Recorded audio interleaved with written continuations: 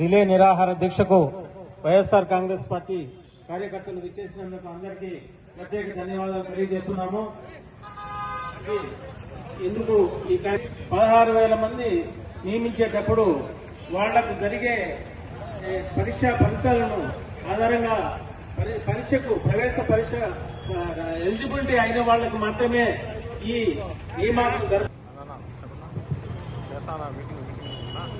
ఈనాటి సభ్యులు ఆకేపాటి అమర్నాథ్ రెడ్డి గారి ఆధ్వర్యంలో దీక్షలో పాల్గొంటున్న ప్రతి ఒక్కరికి పేరు పేరున హృదయపూర్వకంగా నా యొక్క నమస్కారాలు తెలియజేసుకుంటున్నాను.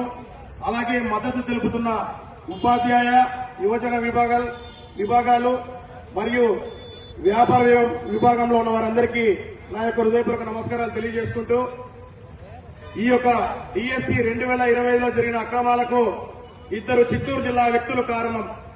ఒకరు మంత్రి నారా లోకేష్ నాయుడు, ఇంకొక వ్యక్తి sports authority of Andhra Pradesh SAAP chairman Shri Ravi Naidu గారు. వీళ్ళిద్దరికీ మా యొక్క విద్యార్థుల తరఫున కొన్ని ప్రశ్నలు సంధిస్తున్నాం. ఈ ప్రశ్నలకి సమాధానం చెప్పే దమ్ము ధైర్యం వారికి ఉందో లేదో వారే తెలుసుకోవాలి. దాదాపు 3.5 లక్షల మంది ఈ యొక్క డిఎస్సి పరీక్షను రాయడం జరిగింది. వారిలో 16,000 మందికి మెగా డిఎస్సి అని చెప్పి పోస్టులు ఇచ్చారు.